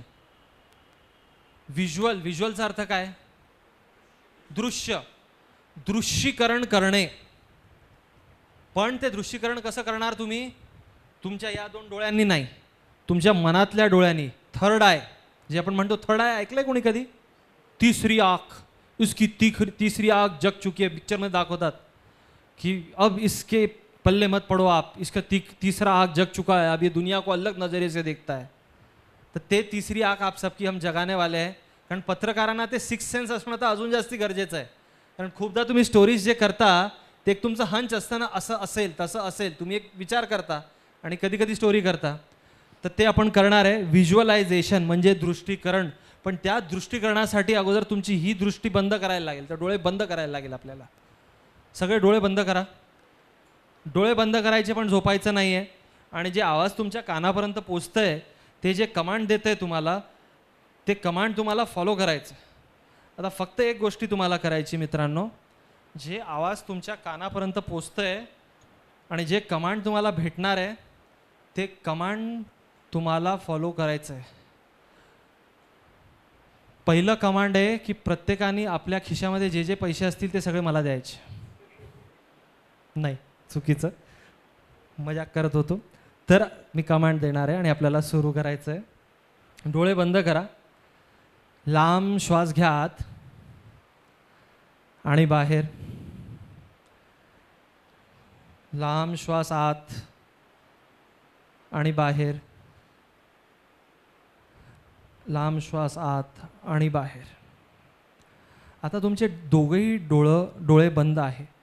पण आता आपल्याला तुमच्या कल्पनेचे डोळे जे आहे, तुमचे मनाचे डोळे जे आहे ते उघडे करायचे, ते ओपन करायचे.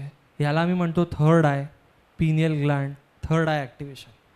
तर जे जे काही तुमच्या मनात कल्पना असतील, जे जे काही तुमच्या मनात विचार करण्याची शक्ती असेल, ते आता आपल्याला उजागर करायचे. यासाठी तुम्हाला एक अशा ठिकाणी जायचं आहे तुमच्या मनाच्या डोळ्यांनी, जे जगात तुमची सगळ्यात आवडती जागा आहे. माझी सगळ्यात आवडती जागा मरीन ड्राईव्ह आहे, क्वीन्स नेकलेस, साऊथ बॉम्बेमधली. तुमची कदाचित अलिबाग बीच असेल, काशीद बीच असेल, मांडवा बीच असेल, तुमचं घर असेल, ही शाळेचा परिसर असेल. जे काही तुमचं सगळ्यात आवडतं स्थळ आहे जगातलं, त्या स्थळावर आपल्याला आता जायचं आहे. आणि त्या स्थळावर तुम्ही आता पुढे बघताय तर मस्तपैकी संध्याकाळची वेळ आहे.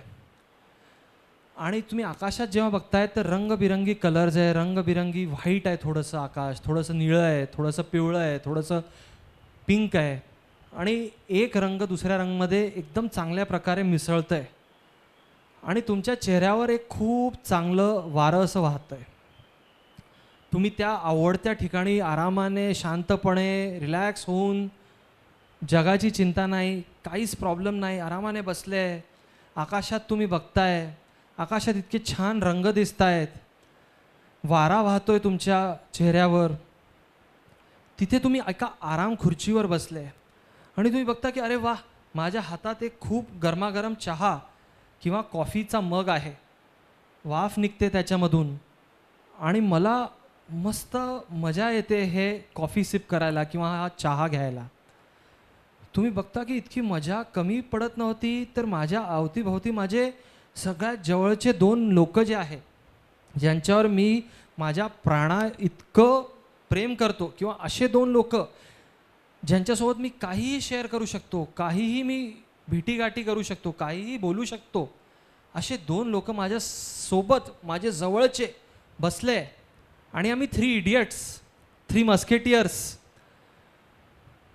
गप्पा मारतोय, मजा करतोय, वारा वाहतोय, जे पंछी आहे ते आपल्या घरी चालले आहे आणि आम्हाला जगातली कुठलीच काळजी नाही आहे. काल काय झालं त्याची काळजी नाही आहे, उद्या काय होणार त्याची काळजी नाही आहे, पैशांचं काय होईल त्याची काळजी नाही आहे. जगातली कुठलीच काळजी आम्ही तिघांपर्यंत पोचू शकत नाही आहे. फक्त आम्ही तिघं आहोत, आमची चहा आहे, आमच्या गप्पा आहे आणि आमचं आनंद आहे. आता हे जे क्षण आहे, या क्षणाचं मानसिक फोटोग्राफ, या क्षणाचं फोटो तुम्हाला तुमच्या मनाच्या डोळ्यांनी घ्यायचं आहे. त्या क्षणाचा फोटो घेऊन टाका. हे क्षण नेहमी तुमच्यासोबत राहील आणि त्या क्षणाला तुमच्या ब्रेनच्या मेमरी कार्डमध्ये टाकून द्या आणि स्वतःला सांगा की याच्यानंतर वास्तविक जीवनमध्ये जेव्हा कधी माझ्यावर खूप ताण येईल, जेव्हा कधी मला असं वाटेल की गोष्ट माझ्या ताब्याच्या बाहेर चालली आहे, तेव्हा मी डोळे बंद करणार, तेव्हा मी माझ्या मेमरी सिस्टीममध्ये जाणार आणि हे जे फोटो जे मला अमूल्य आहे, जे मला इतकं आनंद देतं आहे, हे फोटो काढून त्या फोटोला बघणार. कारण त्या क्षणात मी एकदा पोचलो किंवा पोचली तर मग मला जगातली कुठलीच ताकद हात लावू शकत नाही. या एका एहसासनी, या एका गोष्टीचं अध्ययन केल्यावर, या गोष्टीला वाव दिल्यावर आता मी 5 to 1 काउंट करणार आणि आपल्याला ते क्षण स्टोअर करून जेव्हा मी 1 पर्यंत येणार, डोळे उघडायचे पण एकदम हळू. आता तुम्हाला खात्री आहे की बाबा ऑफिसमध्ये काही झालं, घरात काही झालं, कुठेही काही झालं तर एक असं स्पॉट आहे जे माझ्या आत आहे, जिथे मी कधीही कुठल्याही बिकट परिस्थितीमध्ये पोचू शकतो. तर आपण जर्नी परत सुरू करूया इथे येण्याची. 5 4 व्हेरी स्लोली ब्रीदिंग करा. 3 2 आणि आता एकदम लहान बाळ जेव्हा पहिल्यांदा डोळे उघडतो जन्माला आल्यावर, तसे डोळे उघडा विथ 1.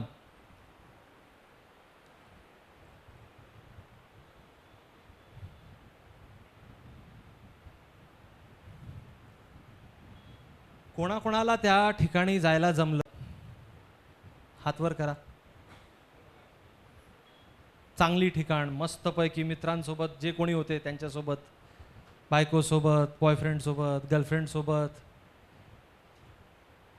होता होता बायको झाली नाही तिच्यासोबत, होता होता नवरा झाला नाही त्याच्यासोबत, भांडण झालं त्याच्यासोबत कसं जाणार तुम्ही तिथे, त्यांच्याशी तर दूर पळायचं आपल्याला. कोण सगळे जाऊ शकले, बहुतांश लोक जाऊ शकले. तर आता गोष्ट ही आहे, याला आम्ही म्हणतो व्हिज्युअलायझेशन, दृष्टीकरण. हे तुम्हाला प्रॅक्टिस करायला लागेल. हे जितकं प्रॅक्टिस करणार तितकं तुमचा तो मेंटल मसल आहे स्ट्रॉंग होणार. मेंटल मसल स्ट्रॉंग झालं की समजा इथे काहीही घडतंय तुमच्या ऑफिसमध्ये, स्टोरी भेटत नाही आहे, EMIचा प्रॉब्लेम होतो आहे, प्रमोशन होत नाही आहे, जे काही होतं आहे, तुम्हाला रिलॅक्स व्हायचं आहे. लगेच तुम्ही बाहेर नाही जायचं आहे, तुम्हाला आत जायचं आहे. The journey to happiness is not outside, it is inside. बाहेर नाही आहे, ती आत आहे. तर हे आपल्याला करायचं आहे. तर प्रकाशजी, मला असं वाटतं की आता थांबायला लागेल आपल्याला, कारण वेळ 4:45 झालेलं आहे. नाही तर मला काय, मी तर अजून 1 तास बोलू शकतो. तर इथे थांबूया, पण मला वाटतं एक 3-4 प्रश्न घेऊया आणि मग आपण पूर्णविराम देऊया.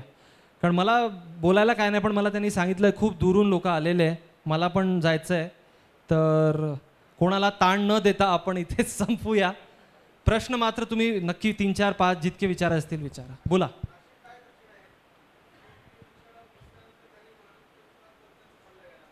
असे काय लक्षण आहे? काय सर नाव तुमचं? राजेश. राजेश जी, एकदम बहुत अच्छा सवाल, एकदम चांगला प्रश्न.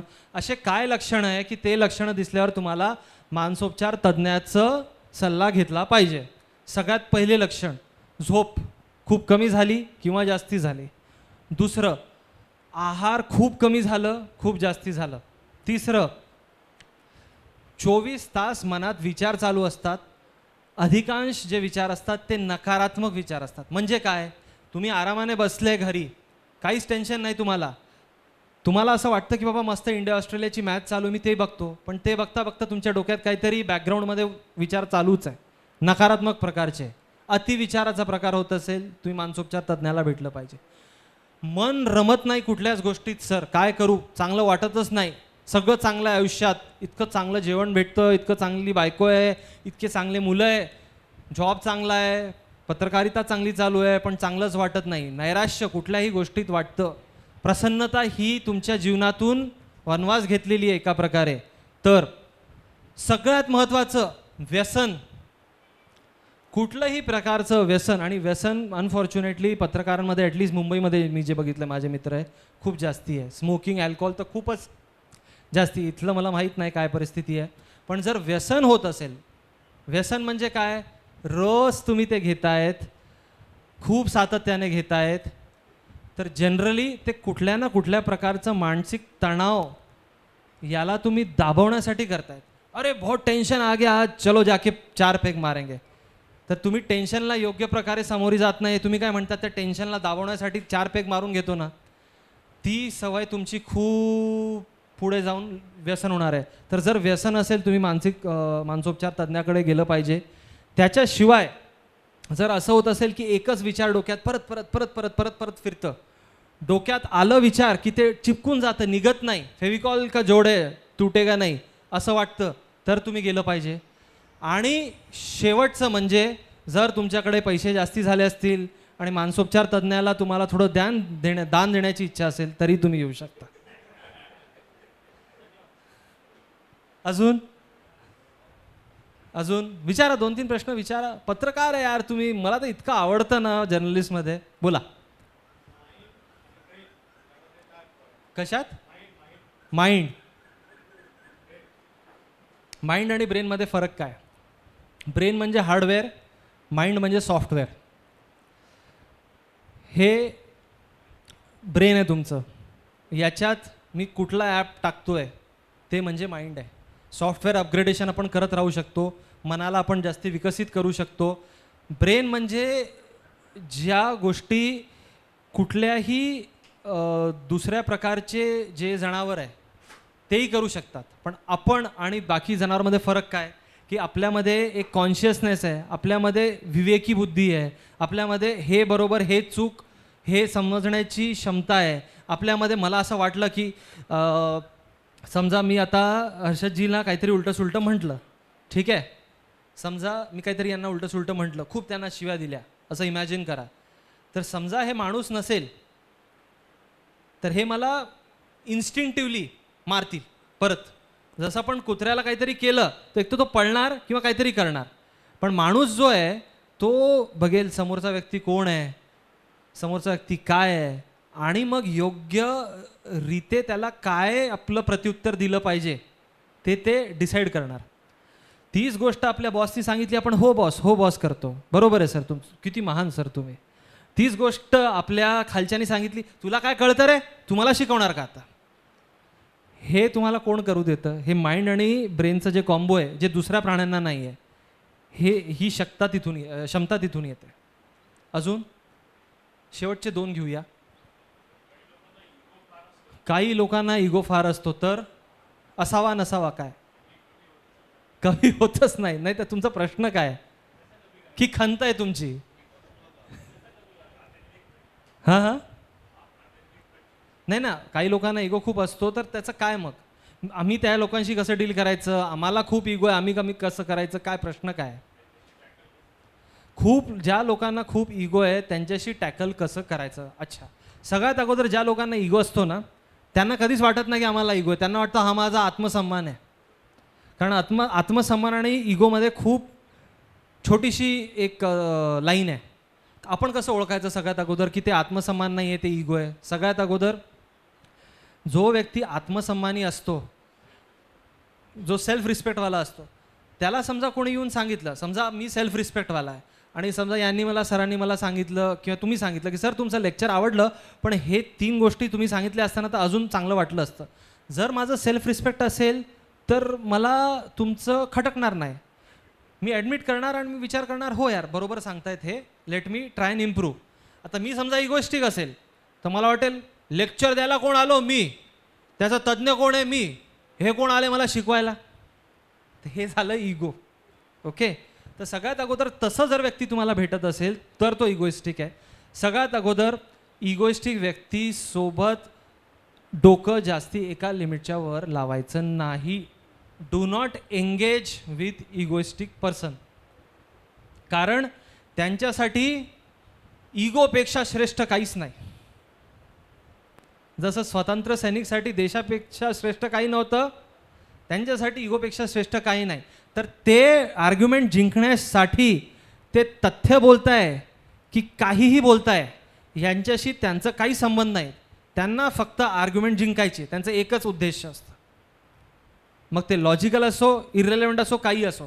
आणि मग तुम्ही अशा लोकांशी आर्ग्युमेंट कसं करणार? तुम्ही लॉजिकल आर्ग्युमेंट देणार, तो म्हणणार नाही काहीतरी इलॉजिकल आर्ग्युमेंट आहे. हां, तर त्यामुळे त्यांच्याशी एंगेज नाही करायचं एका लिमिटच्या वर, जर तुम्ही आयडेंटिफाय केलं आहे तर. दुसरी गोष्ट, लक्ष्मण रेखा अशा लोकांसोबत ॲटलिस्ट मानसिक लक्ष्मण रेखा, म्हणजे तुम्ही त्यांच्यामध्ये इमोशनली इन्व्हेस्ट नाही व्हायचं. लक्ष्मण रेखा व्यवस्थित सीतामयांनी पाळली नाही, त्यामुळे रामायण झाली.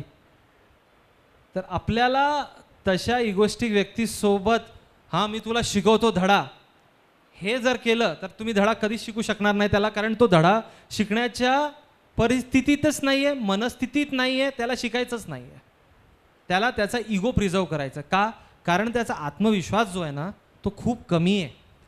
तर त्याला ते एक जे वावाही ना बाहेरून पाहिजे. अरे माझी वावाही करा, म्हणजे मग मला वाटतं मी भारी आहे. जर त्यांनी आत्मचिंतन केलं तर तो बघेल अरे मी तर खोकला आहे, त्यामुळे तो ते करणारच नाही. तुम्ही माझ्या उत्तराशी संतुष्ट नाही असं वाटतंय मला, किंवा नाराज झाले, अरे इगोवाल्यांची काय करायचं सर, तर असे उत्तर देत आहेत की काही सोल्युशन भेटत नाही. सोल्युशन तेच आहे सर त्याचं. अजून शेवटचं घेऊया एक. सर उनका लेंगे, आपने पूछा था. हां, हे बघा इगोचा ना ते खूप मोठा विषय आहे. इगोवाल्यांना ते पूर्ण लेक्चर घ्यायला, इगोवाल्यांसोबत तुम्हाला हेच समजून घ्यायला लागेल की तो इमॅच्युअर आहे. तुमच्या मनात तुम्हाला सांगायला लागेल की याचं शारीरिक वय 50 आहे, याचं मानसिक वय 10 आहे. असं तुम्ही सांगितलं तर तुम्हाला वाईट वाटणारच नाही. हे बघा प्रत्येकामध्ये इगो असतो, पण तो इगो काय लेवलपर्यंत आहे ते महत्वाचं आहे ना.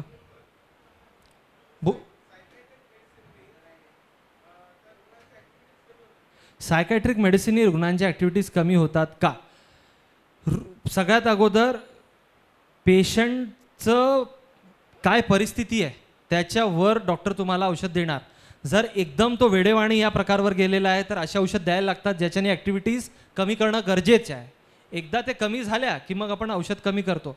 पण अधिकांश प्रॉब्लेम जे आजकाल सायकोलॉजिकल प्रॉब्लेम आहे, म्हणजे कुठले डिप्रेशन, नैराश्य, एन्झायटी, अतिविचार, निद्रानाश, अति विचार करणे, चुकीचे विचार करणे, ह्या सगळ्यांसाठी जे औषधं आहे, हे जे निम्मे आजार आहे, हे खूप मेजर आजार नाही आहे, यांच्यासाठी जे औषध आहे त्यांनी ॲक्टिव्हिटी स्लो होत नाही. पण जे मोठे मोठे आजार आहे, स्किझोफ्रेनिया, जो माणूस दगड घेतो त्याला वाटतं सगळे माझ्याबद्दल बोलताय, फेकतो, त्याला तुम्हाला शांत करणं गरजेचंच आहे. So that is need of the our. त्या प्रकारे अजून शेवटचं काही काय काय हो बरोबर.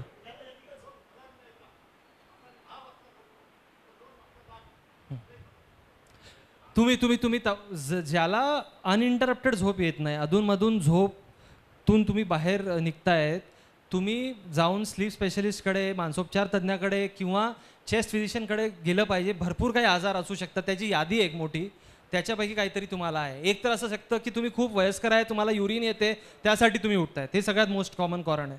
दुसरं कारण एक स्लीप ॲपनिया नावाचा आजार असतो, ज्याच्यामध्ये तुम्ही रात्री झोपताना 5-5 सेकंडसाठी श्वासच घेत नाही, त्यामुळे तुम्ही उठून जाता. पण ते खूप मोठं, म्हणजे असं जर होत असेल तर ते नॉर्मल नाही आहे, तुम्ही स्पेशलिस्टकडे गेलं पाहिजे. त्याचं म्हणजे IQ लेवल जी आहे ती कोणती असावी. नॉर्मल IQ 80च्या 90च्या अबव इज नॉर्मल IQ. बहुतांश लोकांचा IQ 90 to 110च्या मधात असतं. 110च्या वर म्हणतो आम्ही अबव ॲव्हरेज, 80-70च्या खाली म्हणतो इंटेलेक्च्युअल डिसेबिलिटी, मतिमंद असं.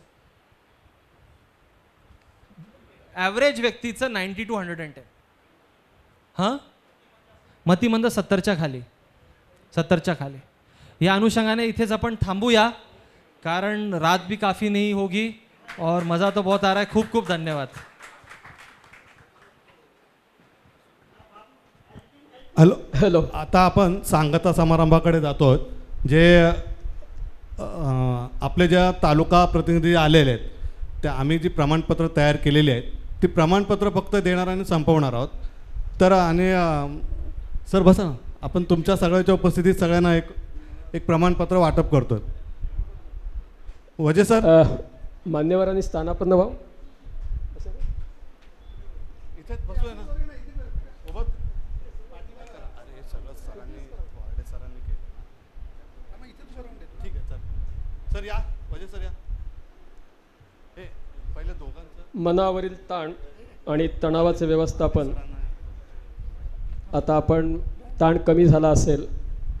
जाधव सर, तुमचा इगोचा जो प्रश्न आहे, असं काही इगोस्टिक असेल तर तसं टेकल. आणि वजे सरांचा आपण पहिला सत्कार करू. बरं, ओके. त्यांना बोलून घ्या.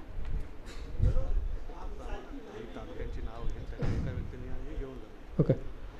वार्डे सर.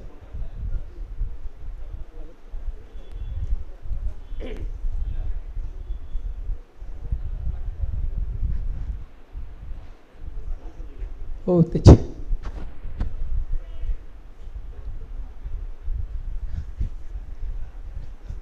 माझा एक प्रश्न मगाशी राहिलाच हो. लाईट बंद करायचा हळूहळू, तो कसा बंद करायचा, किती वेळात बंद करायचा, तोच कळला नाही. हळूहळू लाईट बंद करणे म्हणजे काय?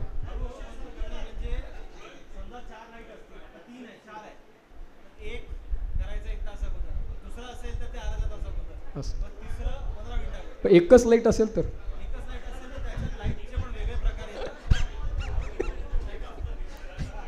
नाही, असं सगळीकडे असे काही त्याचे स्पीड कमी करणं किंवा लाईट कमी करण्याचे काही इन्स्ट्रुमेंट नसतात. ते बटन्स नाही आहेत. डायरेक्ट टक केलं का बंद होतो, टक केलं का चालू होतो. एकच दिवा असतो.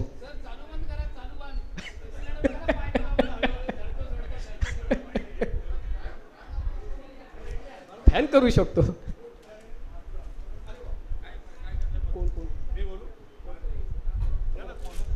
यांच्यामुळे इथे झालेली आहे. आपण ही वास्तू त्यांनी आपल्याला उपलब्ध करून दिलेली आहे. मी हर्षदजी कशाळकर यांना विनंती करतो की त्यांनी त्यांचं स्वागत करावं, त्याचे पुष्पगुच्छ देऊन आणि एक पुस्तिका देऊन. तसेच आजचा हा कार्यक्रम अलिबाग पत्रकार असोसिएशन, अलिबाग प्रेस असोसिएशन आणि RCF पुरस्कृत आहे. मी मोहन जाधव यांना विनंती करतो की संतोष वझे जे जनसंपर्क अधिकारी आहेत त्यांचं स्वागत करावं, सत्कार करावा. टाळ्या खूपच कमी. टाळीनीच हृदय असं ब्लड सर्क्युलेशन चांगलं होतं.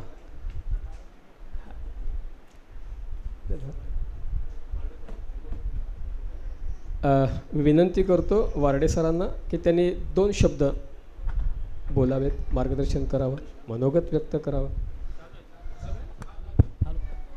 प्रकाश सोनवडेकरनी मला 2 मिनटं दिली आहेत. त्याचं नाव घेईपर्यंत 2 मिनटं संपतील. तेव्हा उपस्थित असणारे सगळे मान्यवर आणि जिल्ह्यातल्या पत्रकार मित्रांनो, या शाळेत तुम्ही या कार्यशाळेसाठी आलात त्याच्याबद्दल तुमचे सगळ्यांचे मनापासून आभार. मगासपासून तुम्ही खूप बौद्धिक ऐकलत. मी तुम्हाला 4 वेगवेगळे किस्से सांगणार आहे की त्याच्यातनं तुम्ही बोध घ्यायचा आहे आपण कसं वागायचं आणि कसं वागायचं नाही. कारण मी 1978 पासून पत्रकारिता करतो. मुंबई सकाळपासून सुरू केली, आता मी PTIचं काम अजूनही करतो. तर पत्रकार झाल्यानंतर आता लोकांना काय वाटतं, तर पहिला गाडीला स्टिकर लागतो प्रेसचा आणि सगळ्यांना असं वाटतं की आपण उरलेल्या जगापेक्षा कोणीतरी वेगळे आहोत. तेव्हा खरं सांगायचं तर कॉमन मॅनसारखं राहिलो तरच पत्रकारिता अधिक सफल होते असा माझा अनुभव आहे. आणि एका समारंभात जयंतराव टिळकांनी सांगितलं होतं की पोतडीत साप घेऊन जाणारा गारुडी आणि खिशात बातमी असणारा पत्रकार हा सारखा असतो. जेव्हा तो पोतडी उघडतो तेव्हा कळतं की त्याच्या पोतडीत साप आहे. तेव्हा आता आपल्याला सगळ्यांना गोंगाट करण्याचीच सवय आहे, माझ्याकडे आहे बातमी, माझ्याकडे आहे बातमी. तेव्हा ते टाळावं असं मला वाटतं. पत्रकारिता करायची असेल तर अर्थशास्त्र, सामान्य ज्ञान, इतिहास आणि भूगोल याचा अभ्यास करणं गरजेचं आहे असंही मला वाटतं. याचं कारण असं, एक किस्सा तुम्हाला सांगतो. एक खूप उच्च विद्याविभूषित पत्रकार होते आणि एका बँकेची प्रेस कॉन्फरन्स होती. त्या बँकेच्या चेअरमननी 118 एनी गाडी घेतली होती बँकेसाठी. ते पत्रकार महोदय उभे राहिले आणि त्यांनी चेअरमनला विचारलं, तुम्ही एवढ्या 118 गाड्या का घेतल्यात? मग त्या चेअरमननी त्यांना मागे बोलवलं, आणखीन समजावून सांगितलं काय ते. तेव्हा आपलं सामान्य ज्ञान असायला पाहिजे. मी ज्या वृत्तसंस्थेचं काम करतो तिथे एकदा फोन केला आणि त्यांना फोनवर सांगितलं की सनी नावाच्या स्कूटरवरून एक कुटुंब चाललं होतं, बसनी उडवलं आणि ती तिघही बिचारे त्या ॲक्सिडेंटमध्ये गेले. मी त्याने मला परत फोन केला, ये सनी क्या चीज़ होती है? मैं बोलो ये छोटी स्कूटर है बजाज की, आपको पता नहीं है क्या? नहीं, बोला मैं स्पोर्ट्स रिपोर्टर हूँ इसीलिए. तेव्हा तुम्हाला आणि आम्हाला समाजात लोक फार विद्वान समजतात, पण आपलं अज्ञान असं कुठेतरी उघडकीला येतं. तेव्हा जिथे कुठे प्रेस कॉन्फरन्सला जाल तेव्हा निदान पूर्वी अभ्यास करून तरी जा पुरेसा, मग तुमचं हसं होऊ नये असं मला वाटतं.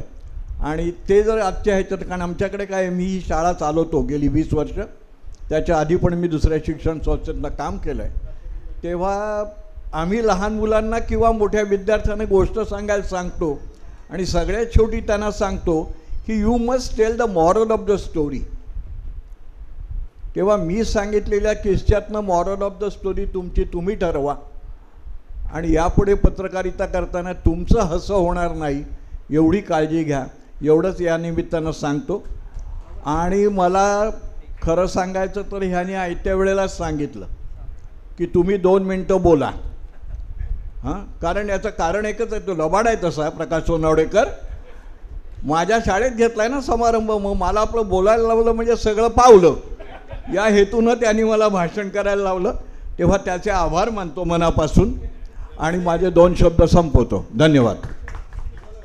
प्रातिनिधिक आहेत. देवा पेडवी.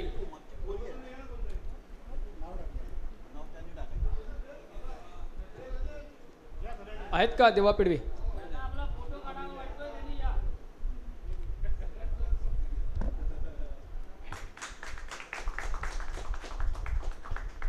बाळासाहेब सावर्डे.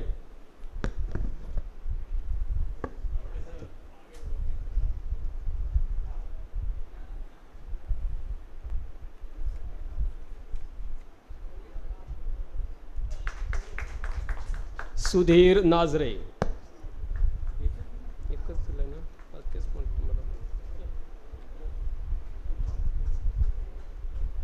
महेश शिंदे.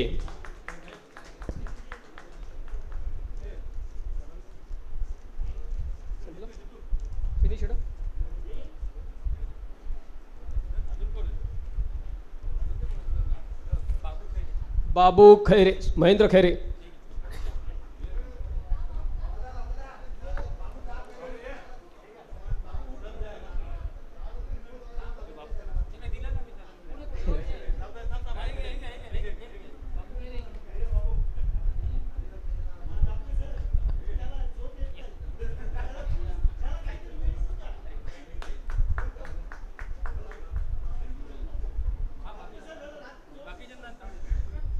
उर्वरित पत्रकारांना प्राथमिक दिलेलं आहे. उर्वरित नंतर देण्यात येणार आहे.